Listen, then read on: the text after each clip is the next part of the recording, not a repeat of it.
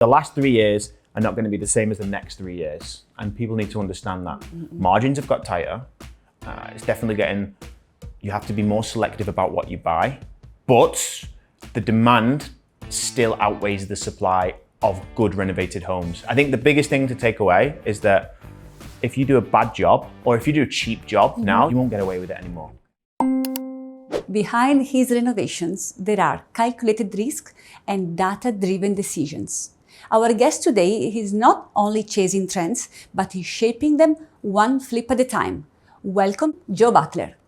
Welcome back to the show. Today we have Joe Butler. I'm very, very happy and honored to interview you today. So for those that don't know you, can you tell us about yourself a little bit? Yeah, sure. Hello, everybody. My name is Joe Butler. I've been in the market in Dubai. Well, I've been in Dubai for 4 years, in the real estate space for about 3.5 years. So it took me about 6 months to realize that this was the market that I wanted to move into. And the past 3.5 years have successfully built my personal brand, especially on YouTube, which is coincidentally where I've got all my business from now. And off the back of that, we've also successfully built our reputation to be, guys that can come in, look after our investors, flip properties. And we've had some really promising projects that we've completed. We've finished in Emirates Hills, Meadows, Dubai Marina, currently working in Arabian Ranches on multiple projects. And yeah, fast forward 3.5 years. It's been a very exciting journey. It's been definitely has its ups and downs, Dubai as it does. It's a busy life. And yeah, this is where we are today. You've invited me on and I'm honored to be on the show. Great. So, well, from what I saw in your YouTube videos, you started as a real estate agent and then you started flipping houses. Like, how did it happen? How did you start? All right. So I am still a real estate agent. And what we did, we created a model that is essentially, because a lot of people think that maybe I'm a contractor and I'm not. I'm not qualified to be an engineer, contractor, designer, or anything like that. Essentially what we do, investors come to me and they're looking for the most lucrative ways to make money in this market. As we know, both me and you, we're in your beautiful apartment here. It's renovating properties because there's a lot of dated properties. A lot of people want luxury and the market lacks it. We saw an opportunity where our investors come to us, what's the best thing to do? And we're essentially managing their money, okay? So they come to us, they give us specify a budget and we oversee the process. So from the sourcing, that's where my brokering skills come in. We source the properties, we oversee the renovation, we advise on it. So you imagine the client doesn't need to talk to the contractor, doesn't need to choose materials, doesn't need to go with the daily stresses, doesn't need to go to site very often because that's our job. We oversee that process so that the client can sort of sit back and watch his money work for him. So we oversee that process and then of course we resell the property. Okay, so that sort of transition happened around 2 years ago when I saw the opportunity for this because of the dated houses and the prices kept going up, I think. So the resale was easy, it was easy to make a lot of money. Yeah, let's be honest, like 2 years ago, if everyone had listened to me on my YouTube channel 2 years ago, they'd be making 40-50% on their money now. Yeah. They'd be making 20% if they just bought and held and didn't do anything to the property. Yeah. But the last 3 years are not going to be the same as the next 3 years. And people need to understand that. Margins have got tighter. It's definitely getting, you have to be more selective about what you buy. But the demand still outweighs the supply of good renovated homes. I think the biggest thing to take away is that if you do a bad job or if you do a cheap job now, you won't get away with it anymore. I think this is a big mindset shift in Dubai, right? Because the past year, people were just doing light touches, cutting corner and so on, and still they used to make a lot of money and sell properties. But maybe now the buyers are a little bit more educated also. Definitely the buyers are more educated. There's more choice for the buyers to buy from. And, with all of these newer communities coming up, people have to weigh up, right, do I go for a brand new community and buy a brand new house? If I don't do that, I've got to justify buying a renovated price for a premium. So if I've got to justify that, I've got to know that there is an advantage for me there. For some people, the community is the advantage because it might have schools in there, it might have malls in there, and that might be a big selling point for them. But if it's just the house they're looking at, then they've got to compare a brand new community, like a new Tal Al Ghaf property, comparing against like a renovated Arabian Ranches property and say, if this one exceeds that one far better, then it's worth the premium.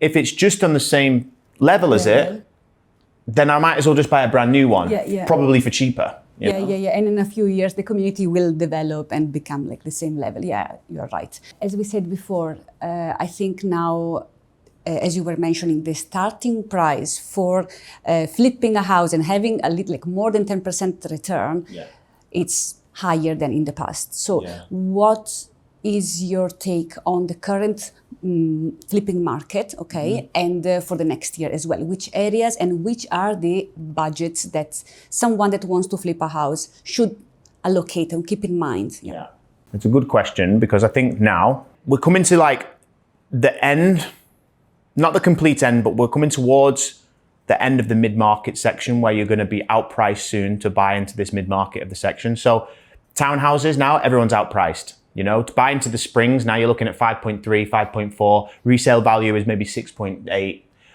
We've seen very rare transactions above 7, but they've got huge plots. They've been extended in 5 locations. You know, they're a bit special, okay? So now if you're buying into the Springs or Al Reem, for example, you're priced out. Like your margins are too slim, and it's still a lot of effort. So townhouses, I mean, for me, apartments, so I wouldn't do an apartment anyway anymore, but like townhouses, they're done. So now it's like, what's the next level up? That's that sort of sweet spot of like 7 to 11 million, or let's say 7 to 10 million dirhams. And in this level of the market, you're looking at mid-level luxury, okay? Mid-level communities. So Arabian Ranches, maybe in Meadows, but only probably Meadows 9 right now. Jumeirah Park, never done anything there. Don't like working with Nikhil. And it's the same as Jumeirah Park, JVT, they kind of fall into that category as well. Haven't done anything over there. And then you've got, again, Lakes, part of Emirates Living Community, and also, what's the last one I was thinking of? Victory Heights, okay?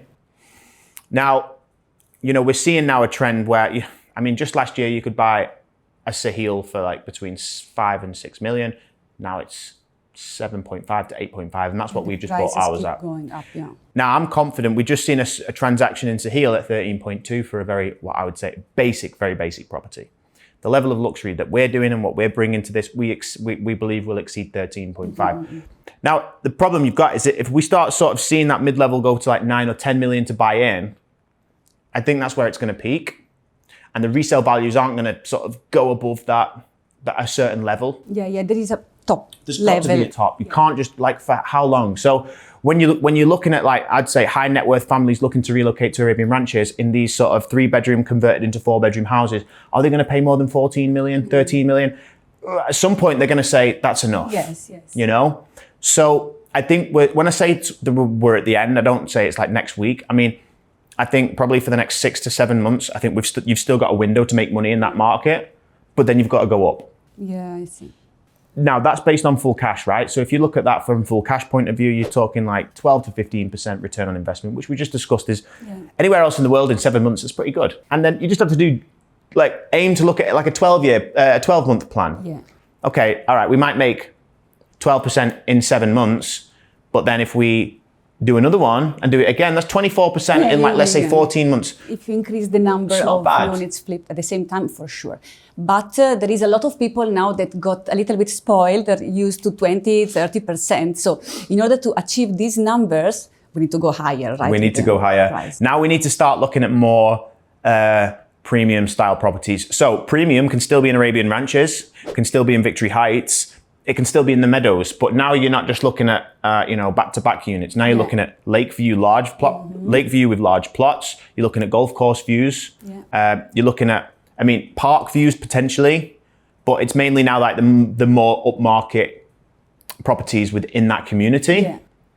And then of course you've got your sort of even more upmarket communities in general. Your Jumeirah Golf Estates, so Jumeirah Islands, Al Barari, and then I mean, Al Barari kind of fits into, you've got like upper level of luxury, high level of luxury, and mid level of luxury. And I would say like upper level of luxury, Emirates Hills, Palm Jumeirah, and even some have properties in Al Barari, you know? Also Al Barari, I would put, right? Yeah, Barari's got to be there. I think for me, it's a premium community. Especially, Barari brings a lot of size, you know? If you want a big 25,000 square foot house, you go to Barari or Emirates Hills, but Emirates Hills, you're paying double. Yeah, I mean, I think each location has their unique point of view. So the Palm, you have the private beach. Al Barari, you have the lush forest. Emirates Hills, you are in a special area in the heart of Dubai. So it depends on location, but these 3 locations definitely are premium. And how much you can expect as a return in these 3 premium areas? Okay, it's a good question. I think Jumeirah Golf Estates and Jumeirah Islands, for the money you're spending, I think you shouldn't settle for anything less than 25%, because now we're not talking about spending, 10 million euros. We're talking about 20 million to buy, 7 million, 8 million to renovate, exit somewhere like 35, 37 million. I mean, so we're talking close to like $8-9 million, With that kind of money, if you don't get a 25% return, it's not really worth the risk. That's what I would say. For like 15 or 20, like 18% on $9 million. And for me, I think investors would probably turn their nose up at that. Yeah, exactly. Also because I guess the renovation time also is longer. So maybe we're looking into maybe 1 year renovation, not 6 months for sure, anymore. Yeah. So it's, we're looking at over the year, right? For sure. So yeah, I mean, and then if you want to exceed 30%, 35%, again, these are big numbers. It's definitely harder to do that now. And if you want to do that, you probably even have to spread that out over longer than 12 months. Yeah. Because now we're talking maybe signature homes on the Palm Jumeirah. We're talking large homes in Al Barari, large homes in Emirates Hills. I mean, even in Dubai Hills, right? You've got huge you've got golf facing villas, custom villas and all that. They sell for huge premiums, but they don't sell overnight, Yeah, exactly. Sometimes they do. Feature also the sale time, right? If you're talking like you're selling a house for like between 60 and 150 million, it's not like there's tens of thousands of like buyers looking at this, Yeah, you have to find the perfect buyer. And people can get picky at that price point. Of course. I would be, Exactly. Well, I think at any price point, like we're talking about, as we were saying, like 10 million dirham, now it's almost like nothing to flip, but it's a lot of money. So, anyone that buys these properties worth 15 million dirhams are going to be picky, right? Sure they are, yeah. I think the buyer demographic has changed as well. Now I think UK buyers are probably the largest in the market. And of that demographic of the British buyers, there's a lot of British Asian buyers as well. Yeah. And so, naturally people are coming over here with a certain taste and a certain design that they have in mind. Yeah. And I think if you kind of go one way or the other with the design, you either go too basic where people think, why would I pay this? Or you go too over the top with certain color palettes. And now your target market is super small. Yeah. So you've got to add certain levels of character that exceeds the quality of what developers are bringing. Yeah. But not sway to either one too much. For sure. And just don't cut corners, many people are cutting corners. We'll just like wrap the kitchen wrapping a kitchen in a villa, that's probably that's the lowest of the low. You'd maybe only do that if you're going to rent the villa out. For sure. But, using cheap porcelain tiles on the floor and in the kitchen, and trying to, just save so many costs so your budget is so low. But yeah, for sure, materials are number one, but also installation, because there are cases where the material is really good and the installation is so poor. So sometimes you can a little bit balance the material. Don't go with the super most expensive in the market. Choose a mid-range, but the installation has to be perfect. Yeah. And I saw in your videos that you're showing, and of course you are here, so it means that you're offering a product that is really, really high quality. Yeah. And it shows in your videos. So I noticed that you also put a lot of your input in the design. It has to be functional, it has to work, you think about the use of the space. So I noticed this one, and of course I saw that the quality, the materials, the final look, it's really, really good. So can you tell us about your process and what to look for, or which are like some tips that you can give to someone that wants to do this? Okay, so I think number one is the flow of the house. So if we know that the demographic are going to be mainly of like a European, UK buyer profile, we know we like open spaces and natural light. Light color palettes are always a favorite in main key locations, but also levels of character, right? So, you know, not just too white, not just too beige, you know, it's a combination of adding, you know, warm wooden colors, you know, certain marble materials, you know, but not going too crazy on the veinage throughout where it's like a little bit standout. Yeah, a little bit subtle, Yeah, so, because what the thing is as well, like I'm no designer. Like I hire really good designers. That's what I do because I am not a designer. But I understand and have done enough viewings with luxury buyers to know what the common things are. The wife wants space in the wardrobe. So that's important. So if you don't make extra space in the wardrobe, the wife's going to say, where am I going to put my things? The man's not bothered because we just put our stuff in one cupboard. So of course, you only get one small exactly. cupboard. Yeah, we just get the square, right? So that's like, that's number one. And number two is the kitchen space. You know, I think like this open space with natural daylight flowing throughout the house with bifold doors looking onto the pool. You know, you've got to create almost like an oasis, you know? We're talking about buyer profiles, people who've like, if we're talking about people who've just relocated from the UK, and if they've got a lot of money, they've probably moved from like a big country farm, they've got a lot of land, and you're not gonna get that in Dubai. You're not gonna get that. You don't get a lot of land. You know, you've got to be, there's not like a lot of greenery compared to like a big country part in the, like a bigger countryside part in the UK or whatever. So you've got to bring them something like a tropical oasis, an experience. Yeah, they've got to walk into that house and they've got to feel something, right? Yeah.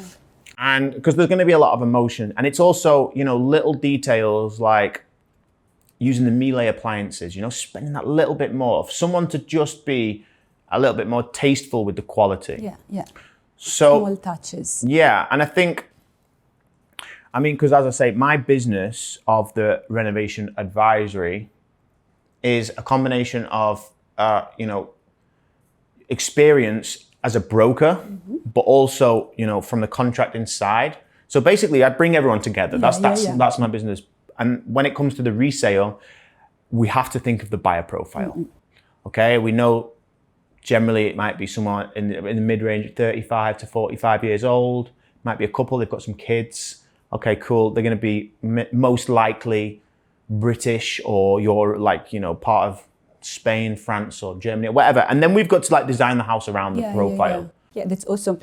Did you do any like mistake or like you face a difficulty on site, like any? The first property was the apartment. There's always difficulties with developers. So, I mean, in terms of like the workmanship, there's nothing that's gone wrong with that, okay? There's been delays that have been out of our control.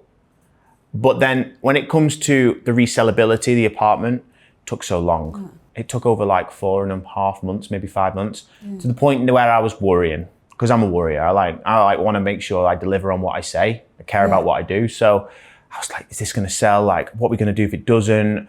And we had maybe 2 viewings only in like 3 or 4 months. The apartment was beautiful. Like, it was really nice. Yeah. But it was in Damac Heights. And I don't know whether that name had a bit of a stigma on people or whether people just didn't want to be buying apartments. And at that point, it was just like, I don't want to have to go through this again where we cannot sell the property. No, I think in general, apartments, especially now, are very difficult to sell. Especially, I think next year, a lot of apartments are going to be in the market. There are going to be new apartments. So a new apartment or old renovated, you know, most people will go maybe for a new apartment, especially if it's a 1-bedroom. So we need to take these into consideration. So I agree that villas and townhouses maybe sell faster. But you know what though? There's a lot of townhouses also handing over. I mean, Damac Lagoons is going to deliver about 9,000 townhouses. Then you've got all of the Mood-on properties. Then you've got a lot of Emirates Hills has just handed over. You've got what's close by to there. You've got quite a lot of townhouses, okay, which I don't think is a problem.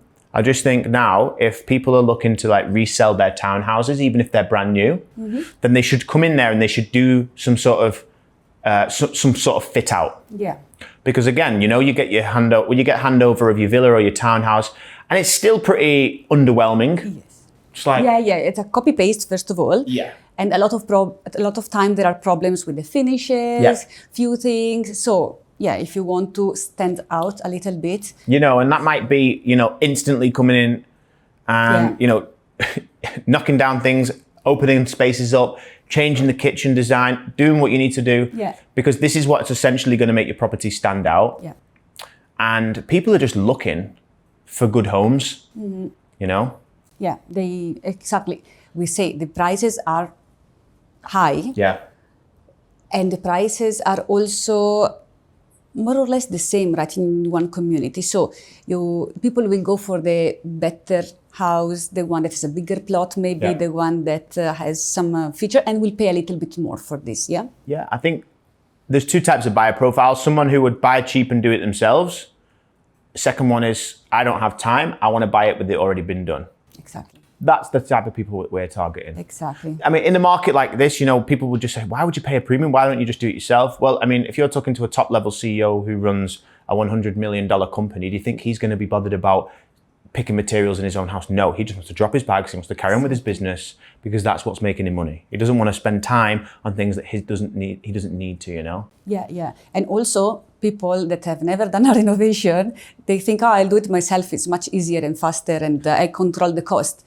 They will most probably hit a wall soon because, if you get the wrong contractor, if you are not familiar with the speed of construction or the slowness of construction in some cases, it's going to be a very difficult process. Oh, that's exactly why we built Keystone, our business, because we literally saw the gap that a lot of people want luxury homes and they don't have time to do it. And also a lot of people have tried to do it and failed at it. Yeah. But also not just failed at it, but like they assumed that they would hire a contractor and they could just go and do their thing. Mm-hmm. And then they go away and they'd be like, contractor's like, yeah, it's almost done. Yeah. They come back and it's hardly done, nothing's happened. And everyone's like, what's going on? Why is it not moved forward? Whereas we're on site every other day. Yeah. Contractors, I'm like, why is this not done? Where's this? What time is this arriving? Need to follow up. And again, that's the reputation we built. So people want to build a good relationship with us because they know we're going to be there. We're going to be putting food on their table, because we're going to bring them consistent business, which is, that's why we built it. That's great and what's necessary, needed now in the market. Yeah. Last tip. So 1 minute tip for people that would like to flip their house. They did it already maybe, or they want to do it now. So can you give a mindset for people to have? Okay. The biggest mindset tip. All right. Too many people get emotional. And when you get emotional, when you're renovating a house, you become too obsessed with how you would like it to look. This is a little bit of a problem because when there's too much emotion attached to it, you think less about the business side of it, which is why you got into it. Emotion is only good if you're going to be doing it as an end user and you want to live in it. But if you're coming into the market and you want to flip a property and you put all this emotion into it, you might quickly realize that your taste is not to the market standard.